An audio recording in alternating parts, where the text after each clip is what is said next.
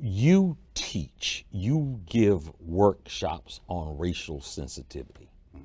What's the prescription to turn around the attitudes that are causing black men to be murdered by police officers at a rate of 21 times that of those in the white community? Well, I don't know the formula for it. I know that all of us who do this work, and it's a lot of folks, mostly people of color, as well as myself and other white allies, trying to figure out the riddle to that. You know, I remember having conversations with Professor Derek Bell before he died. He was saying that was the holy grail. If you could find that, you know, we could change the world. But we haven't found it yet.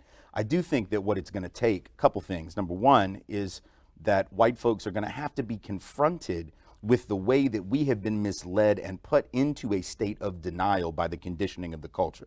You know, people don't like to be confronted with the things they don't know, particularly if you're confronting them in a way to say that you've been lied to, you've had things hidden from you. No one wants to, because no one wants to think they're stupid or they got fooled. What's been hidden from white folks? Well, I mean, if you think about the history of law enforcement, most white Americans have no understanding of the police as a weapon used against black and brown bodies. But if you look at the history, that has been the way ever since slave codes, ever since the black codes post-emancipation, ever since slave patrols in the 1700s, ever since, you know, the way there were white on black race riots, at least 30 white on black race riots in the early part of the 20th century that cops actively participated in. How many white folks, for that matter, how many black folks grew up knowing that stuff? It wasn't in our schools, so unless you had a parent that taught you or you had mentors who taught you about that, you wouldn't have known it. So I think, in a way, I use the analogy of the film The Matrix, right, where you could take the blue pill or the red pill. You take the blue pill, you go back to sleep, you remain oblivious to what's happening. You take the red pill, you have enlightenment, and as Lawrence Fishburne says in that movie, I'll take you down the rabbit hole and show you how deep it goes.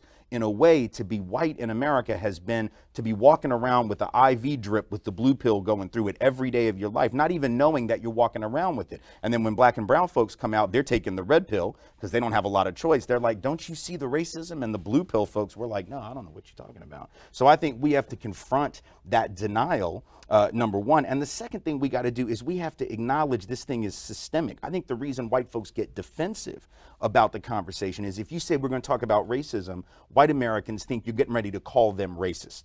And that's not what we're not talking about individual racists. I, for one, don't care if Darren Wilson is a racist. What I care about is a culture of policing that engenders the abuse of black and brown people, even among cops who are not bigots. Like, he could be a Boy Scout. He could be a great guy. He, you know, I had this conversation when George Zimmerman killed Trayvon.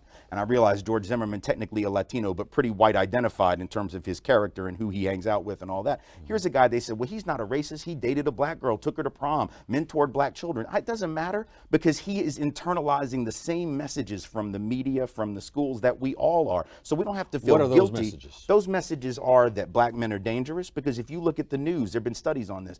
Local news overrepresents black folks as perpetrators, overrepresents white folks as victims. So the message that gets sent is they're dangerous, and specifically to you.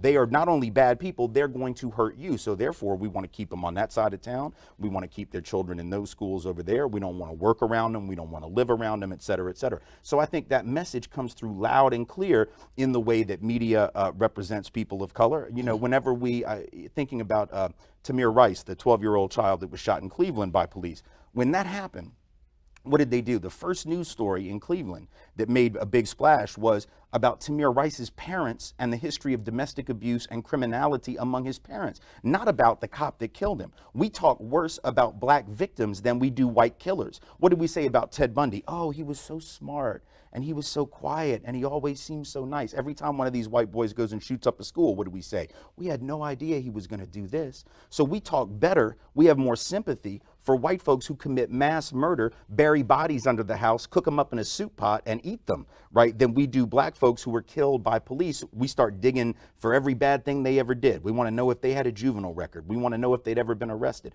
That's what the media does. And until that changes, I'm afraid white folks will stay in denial, and it'll be very hard for us to move forward, whether we're talking about cops or just average everyday folks.